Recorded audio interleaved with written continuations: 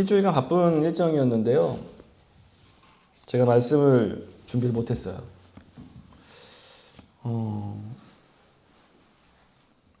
시간이 너무나 없어가지고 준비를 못했는데 죄송합니다.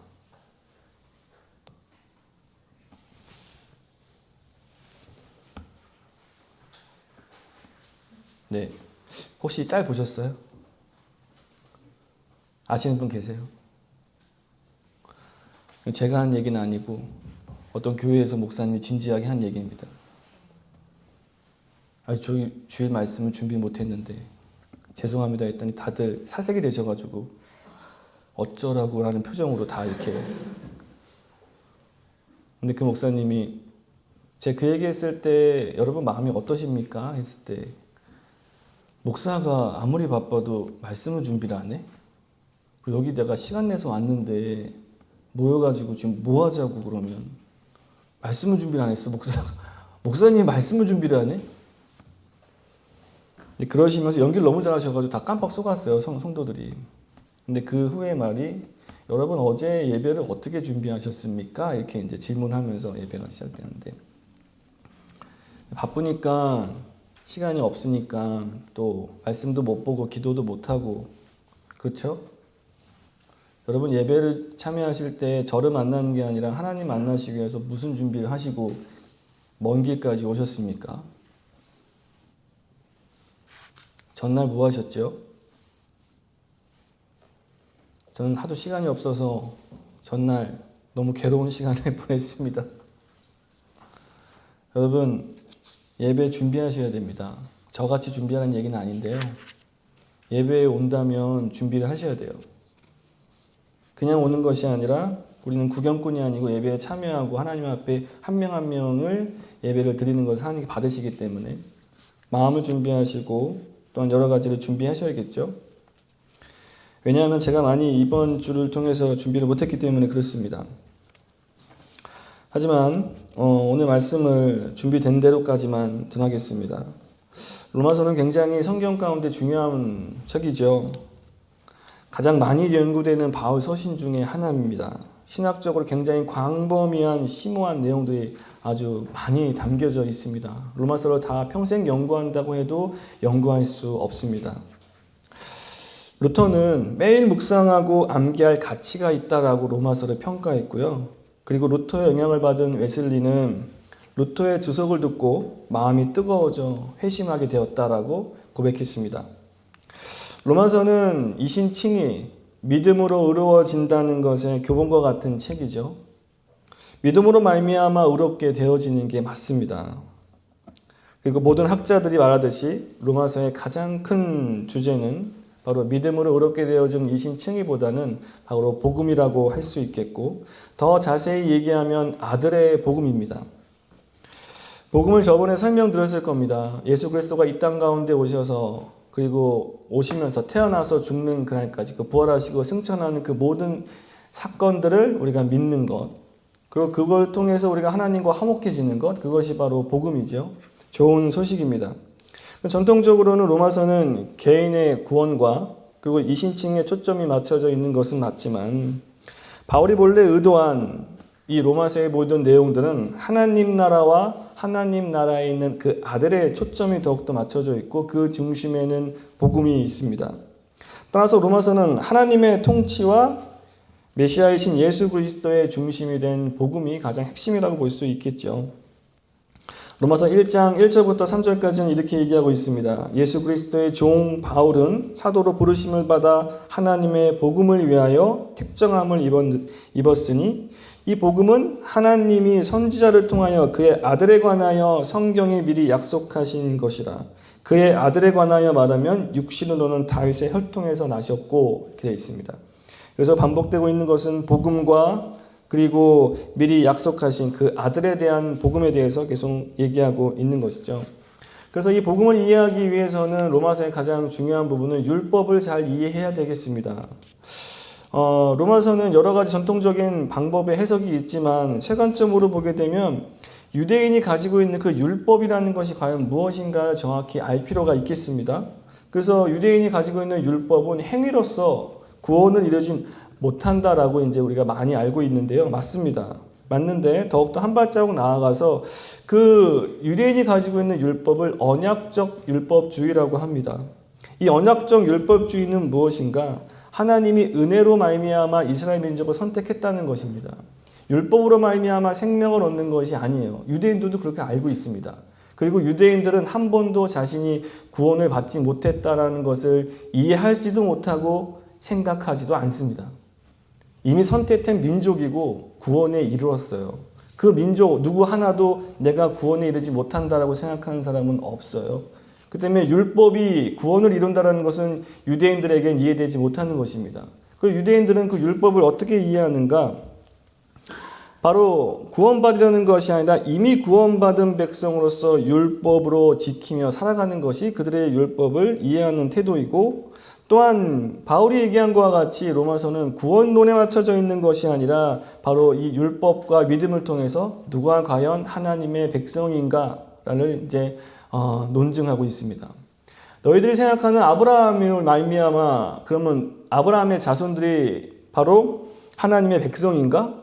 그럼 아브라함이 과연 어떻게 믿음을 갖게 되었고 의롭게 되었는가를 설명하고 있는 것이 바로 로마서 4장의 얘기입니다. 우리가 알고 있듯이 아브라함은 선택을 받은 사람이에요. 그가 뭔가 잘했기 때문에 하나님이 선택하시고 그에게 축복의 통로로 사용하신 것이 아닙니다. 그렇기 때문에 즉 바울이 얘기하고 있는 칭의, 의롭게 되는 것, 구원으로 되는 것은 바로 하나님의 백성으로서의 신분을 획득하는 것을 얘기하고 있습니다. 그래서 믿음은 곧 하나님의 백성을 선포하는 법적인 신분을 나타낸다라고 바울은 주장하고 있습니다. 또한 율법만큼이나 로마서에서 많이 말하는 것이 바로 복음인데요. 복음도 율법과 같이 잘 이해되어져야 되겠습니다.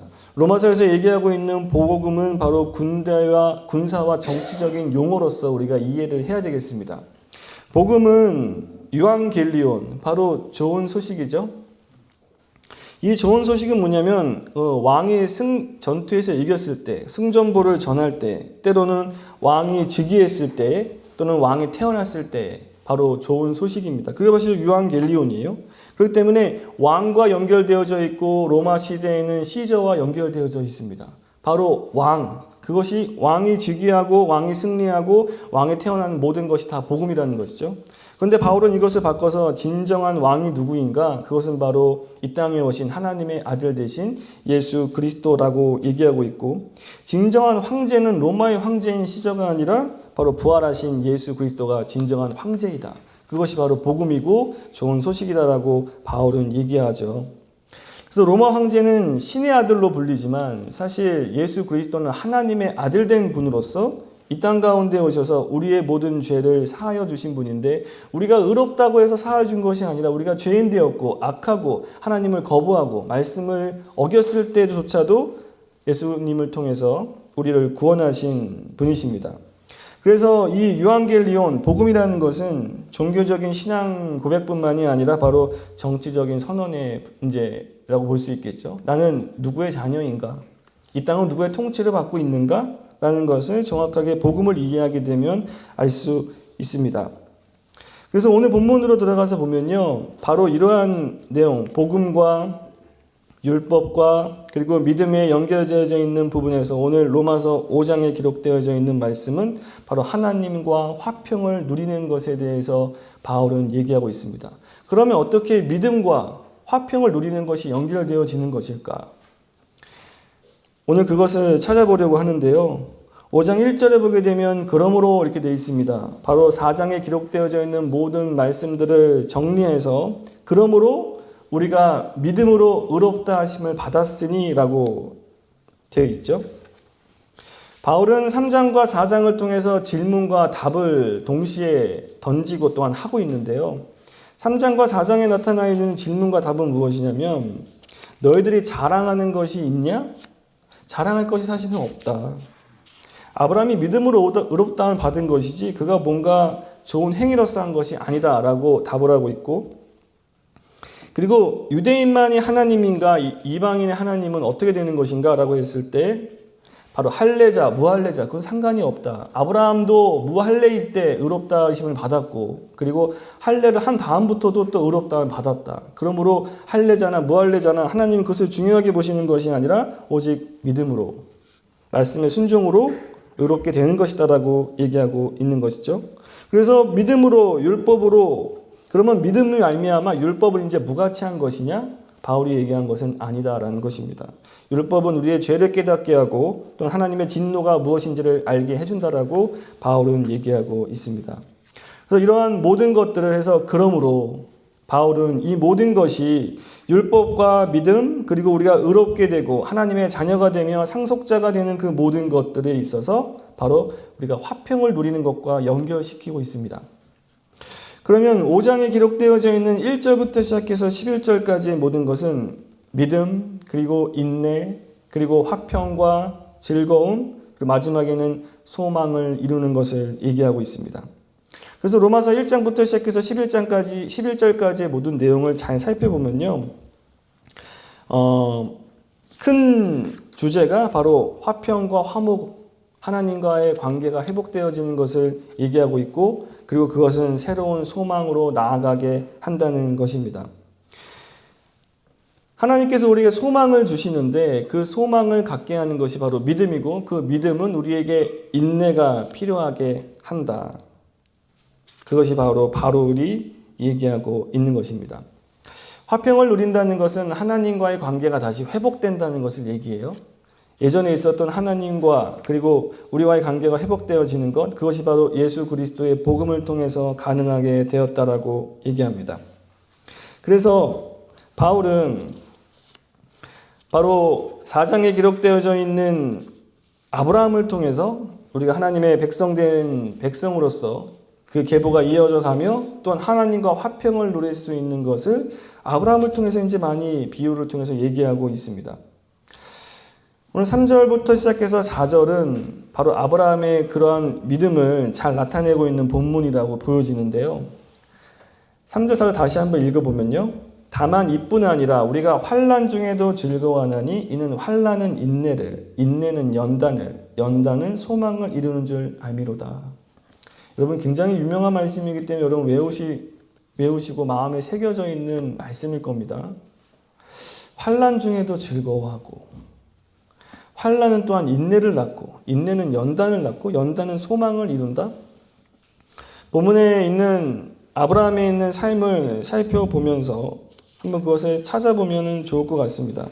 여러분 아브라함의 믿음이 결정적으로 됐을 때가 언제라고 생각하세요? 갈대우리를 떠나서 하나님이 약속하시는 땅으로 가라고 했을 때 믿음이 필요하겠죠. 아무것도 없는데 조카도 데리고 가야 되고, 그리고 아내도, 그리고 다 데리고 가서야 되는데 모든 터전을 버리고 이제 떠나야 되는 시간도 있을 것 같고요.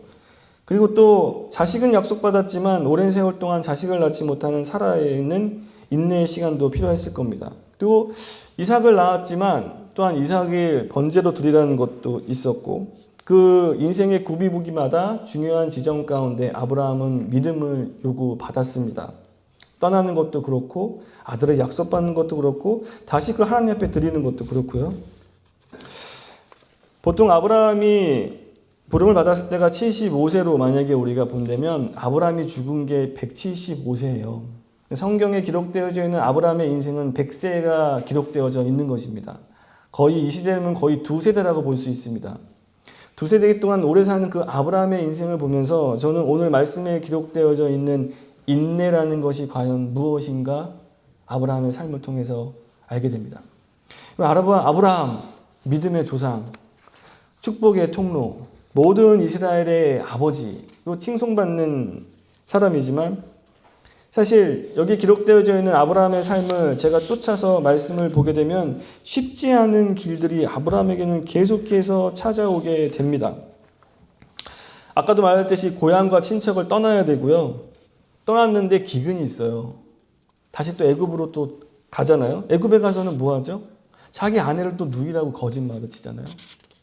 우리가 축복의 통로이고 아브라함은 믿음을 나타내지만 아브라함은 그것은 단순하게 어떠한 시점, 한 시점을 얘기하는 것이 아니라 아브라함의 전 인생을 한번 조명해 보는 것이 좋겠습니다. 짧게나마 잠시 아브라함의 인생을 보게 되면 이렇습니다. 아까도 얘기했듯이 누이라고 거짓말 쳤잖아요. 다시 재물을 받고 나왔지만 또한 룻과 같이 자기 목자들이 서로 싸워요. 하루도 편안한 날이 없습니다. 또한 조카를 사로잡혀가고 자기 군대를 일으켜서 그를 또 되찾으러 가죠. 또한 아브라함은 하나님을 믿었지만 또 출산하지 못하는, 약속을 받았지만 출산을 못하기 때문에 계속해서 그것에 번뇌하고 마지막에는 또한 포기하면서 이스마엘을 얻습니다.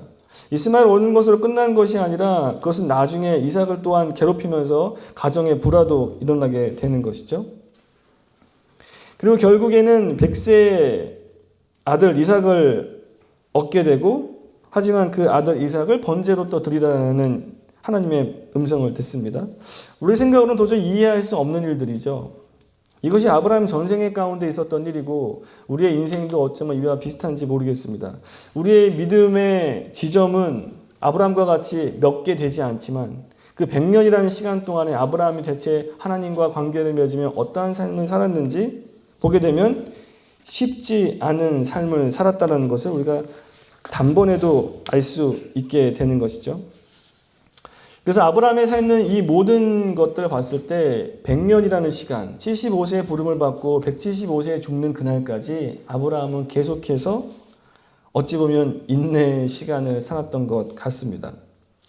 그래서 인내의 시간, 인내라는 이제 사전의 의미를 찾아보면요, 괴로움이나 어려움을 참고 견디는 것이에요. 그게 이제 사전적인 의미입니다. 하지만 이제 성경적으로 보게 되면 휘포모네라고 해서 밑에 머무르다, 어떠한 짐에 눌려서 밑에 가만히 눌려있는 상태를 인내라고 이제 보고 있습니다. 그래서 거기서 피하지 않고 계속해서 그 자리에 머물러 있는 것, 그것이 바로 인내라고 할 수 있겠죠. 근데 인내가 있을 때 꼭 우리에게 오는 것이 시련이 찾아와요. 각자의 시련은 좀 다른 것 같습니다. 저희가 이해할 수 있는, 경험할 수 있는 그 시련도 있지만 사실 경험해 보지 못하고 알지 못해서 그것을 공감하지 못하는 것도 있습니다. 그런데 중요한 것은 뭐냐면 야고보서 1장 3절에서 4절에 기록되어 있는 것과 같이 이는 너희의 믿음의 시련이 인내를 만들어내는 줄 너희가 알미라. 인내는 온전히 이루라. 이는 너희를 온전하고 구비하여 조금도 부족함이 없게 하려 함이라. 시련이 왔을 때, 인내했을 때 그 누가 하나님께서 나를 부족함 없이 이끌려고 이 시간을 나에게 허락하신다? 라고 생각하시는 분이 몇 분 될까요? 이해되지 않는 것이 굉장히 많이 있을 수 있습니다. 그럼에도 불구하고 하나님께서 약속하시는 것은 뭐냐면 바로 조금도 부족함이 없이 그 인내를 통해서 하나님의 믿음이 더욱더 나아가기를 원하신다는 겁니다. 이것이 바로 1차원적으로 우리가 생각했을 때 인내라는 것이 참고 견디고 하면은 언젠가는 좋은 날이 오겠지라고 생각할지 모르겠지만 바울이 얘기하고 있는 것은 그 인내가 필요할 때 우리에게 반드시 필요한 것은 바로 하나님의 약속된 믿음입니다. 믿음이 있어야만 그 인내가 적용되는 것이에요. 그냥 참고 견딘다면 어디 산에 들어가서 그냥 참고 견딜 수도 있겠습니다만 그러한 것이 아니라 육체적으로, 마음적으로 그것을 참고 견디는 것이 아니라 그것을 인내를 이룰 수 있는 유일한 조건은 바로 우리에게 믿음이 허락되어질 때입니다. 다시 말해서 바울이 얘기하고 있는 하나님의 아들의 복음을 믿는 것, 그것이 바로 인내를 이루어내는데 가장 필수적인 조건이라고 볼 수 있겠죠. 그래서 바울은 4장에 기록되어져 있는 이 아브라함을 통해서 그가 얼마나 인내했는지를 우리에게 보여주고 있는 것이죠. 초대 기독교에서 여러분 초대 기독교에 보면 굉장히 아름답다라고 생각되어지고 또 초대 기독교에는 굉장히 큰 성장을 많이 했다라고 우리가 알고 있지 않습니까? 근데 그 누구도 전도하기 위해 계획한 자들이 없고 또한 선교사를 파송한 것도 많이 없습니다. 사도행전에 기록되어져 있는 것은 편지를 전달하는 거지 뭔가 복음을 전하기 위해 이방 민족으로 나아가기 위해서 하는 것은 극히 드문 일입니다. 그래서 바울이 얘기하고 있는 숨은 전략, 그리고 성경에서 얘기하고 있는 가장 큰 하나님의 성품은 바로 그리스도의 초기 기독교인들에게 가장 중요한 성품은 인내라고 합니다. 교회가 성장하는데 많은 계획도 필요할 거고 또한 우리가 전도도 하고 많은 것들이 필요할 것 같지만 사실 인내는 단순히 참는 것을 뛰어넘어서 그 세상을 저항하는 모습으로 나타나게 됩니다. 비폭력으로 다가오지만 비폭력으로, 그리고 우리를 죽이려고 하는 것에서 어린 양과 같이 잠잠히 죽는 것. 세상에서는 도저히 이해할 수 없는 모양과 방식과 가치관으로 그리스도인이 그 삶을 살아낼 때에 거기에는 인내가 필요했습니다. 참고 견디는 것이 있어야 한다는 것이죠. 바로 인내는 하나님의 나라의 방식이기 때문에 더욱더 그런 것 같습니다. 그러므로 초기 기독교에서 많이 나타나고 있는 것은 물론 사랑과 구제와 또한 예배가 있었겠지만 그들이 계속해서 인내하고 참아내는 가운데 하나님의 역사하심이 계획하지 않은 다른 방향으로 계속 흘러갔던 것을 우리가 알 수 있습니다. 콘스탄티누스가 311년, 12년에 그 기독교를 자기 국교로 삼았어요. 그때부터 종교는 굉장히 많이 타락하기 시작합니다. 정치와 뗄래야 뗄 수 없는 관계가 엮여지면서 그들은 이제 계속해서 확장되기도 하지만 전혀 이상한 모습으로 타락하기도 하는데요.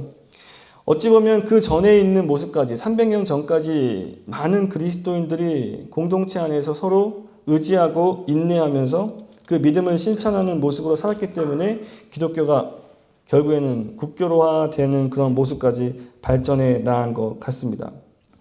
그래서 우리는 이 인내에 있는 삶을 정확하게 자세히 볼 수 있는 것이 오늘 6절부터 시작해서 11절에 기록되어져 있는 말씀이라고 볼 수 있습니다. 여기 보시게 되면요. 6절부터 11절에 무슨 말씀이 있냐면 6절에 보시겠습니다. 우리가 아직 연약할 때에 기약대로 그리스도께서 경건하지 않은 자를 위하여 죽으셨도다. 의인을 위하여 죽은 자가 쉽지 않고 선인을 위하여 용감히 죽는 자가 혹 있거니와 이렇게 되어 있습니다. 그리고 8절에 우리가 아직 죄인 되었을 때 그리스도께서 우리를 위하여 죽으심으로 하나님께서 우리에게 대한 자기의 사랑을 확증하셨다 이렇게 말씀합니다. 실제적인 인내의 삶이 무엇인지 바로 이 본문에 잘 나타나 있다라고 생각되어집니다. 그러니까 인내하는 것은 그냥 참고 기다리는 것이 아니라요. 이 세상에 있는 가치와 이것을 역으로 생각해서 그것을 저항하고 전혀 새로운 기독교인의 모습으로 살아가는 것을 얘기합니다. 좋은 사람과 같이 있는 걸 누가 마다하겠어요? 그렇죠? 나의 마음이 맞는 사람과 같이 일하고 그들과 함께 뭔가를 하는 것을 당연히 좋아하겠죠. 하지만 이 세상이 그렇게 돌아가지가 않고 우리가 꼭 싫어하는 모습을 가진 사람들과 아니면 어떻게 보면 원수된 모습과 함께 협력해서 선을 이루어야 되는 상황도 많이 발생하게 됩니다. 오늘 바로 그것이 이 말씀입니다. 하나님이 우리를 선택하셨을 때 우리를 좋은 모습으로 보면서 선택하지 않으셨대요. 우리가 죄인 되었을 때 우리를 선택했다고 합니다. 우리가 악한 모습일 때에 우리를 선택했다는 거예요. 다른 말로 이것을 바꾸면 우리가 하나님과 원수 됐을 때에 하나님이 우리에게 은혜를 베푸셔서 하나님에 대한 복음을 우리에게 알려주셨다는 것이죠. 이것이 바로 기독교의 진리 가운데 우리의 인내를 나타내는 가장 확고한 모습인 것 같습니다. 왜냐하면 초기 기독교인들이 그러한 삶을 살았기 때문에 그렇습니다. 초기 기독교에는요, 여러분 어떠한 사람들이 예배를 드렸냐면 거의 대부분 세례를 받은 사람들만이 예배를 드렸습니다. 문지기가 있어서요, 세례를 받지 못한 사람은 들어올 수가 없는 교회도 있어요. 왜냐하면 성찬을 진행해야 되기 때문에 성찬은 어떤 사람들이 있냐면 세례를 받은 그 믿음의 고백한 사람들만이 받잖아요. 그리고 교육을 받은 사람들만이. 그래서 초기 기독교는 가난한 사람이나 모든 사람을 다 끌어모아가지고 예배를 드렸다고 상상하시면 안 됩니다. 그들만의 예배예요. 그들만의 성찬이고 그들만의 말씀이 선포되는 시간입니다. 하나님에 대한 믿음을 고백한 정말 진실한 자들만이 들어와서 예배를 드리는 곳이 바로 초기 기독교의 모습이에요. 그럼 왜 확장될 수 있었을까? 그들이 그러한 마음을 예배를 가지고 일상으로 돌아가서 그 말씀대로 살았기 때문에 그럴 겁니다. 그 말씀을 듣는 것으로서 그 예배로서 끝나는 것이 아니라 그 예배가 끝나고 삶으로 돌아가서 예배자의 마음으로 이 땅 가운데 삶을 살았기 때문에 많은 사람들이 그들의 영향을 받고 다시 돌아와 예배에 참여하고 원하고 또한 교육을 받기를 원하고 그 안에서 더욱더 함께 교제하기를 원하는 것이죠. 이렇듯 하나님께서는 항상 우리가 죄인 되었을 때, 연약할 때, 아무것도 없을 때 우리를 선택하셔서 하나님의 복음을 듣게 하시고 구원을 이루게 하십니다. 이것이 바로 하나님의 방법이고 우리가 이웃을 대하는 방법입니다. 우리에게 맞는 사람들만이 함께 할 수 없어요. 우리가 기분 좋은 대로만 사람들을 상대할 수는 없는 것입니다. 산상수훈에서 예수님께서 이렇게 말씀하셨기 때문에 그렇습니다. 또 내 이웃을 사랑하고 내 원수를 미워하라 하였다는 것을 너희가 들었으나 오죠? 이게 율법에 기록되어져 있는 말씀입니다. 그리고 그때의 시대에 다 누구나 이렇게 살아가는 모습이에요.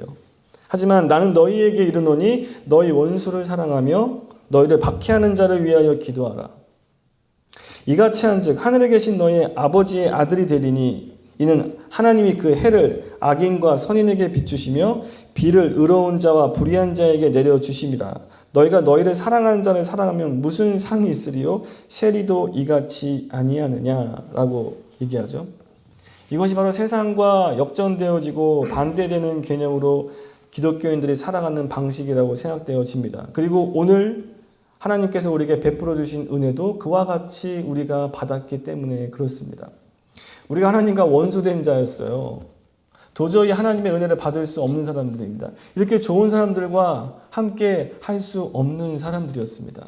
비천에 처해 있고 아무것도 없으며 그냥 무지랭이와 같이 살 수밖에 없는 인생이었는지도 모르겠습니다. 하지만 하나님이 선택하셔서 은혜를 베푸시고 복음을 듣게 하셔서 우리 마음이 변하고 말씀을 깨닫고 기도하며 주님 앞에 나아가 성화의 모습으로 좀 더 가까이 나아가기 위하여 우리가 이러한 모습으로 만들어졌습니다.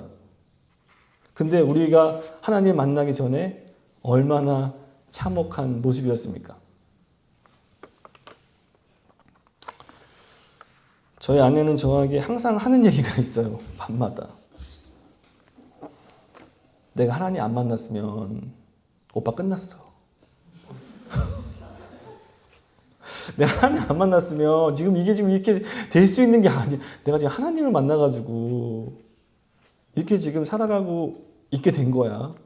근데 어떤 의미인지는 제가 알겠지만 여러분, 하나님이 우리에게 그렇게 선대해 주셨고 그것이 바로 복음이며 화평을 누리는 소망으로 나아가게 합니다.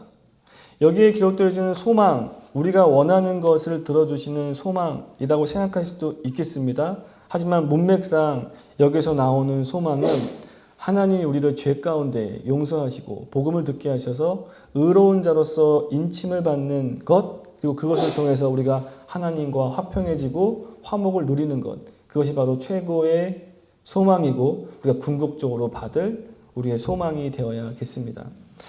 여러분, 로마서에 기록되어져 있는 믿음과 인내와 그 사랑과 그 소망으로 우리의 삶 가운데 있는 믿음이 더욱더 풍성히 나아가는 저희가 되었기를 소망합니다. 우리 찬양하고 기도하고 마치겠습니다.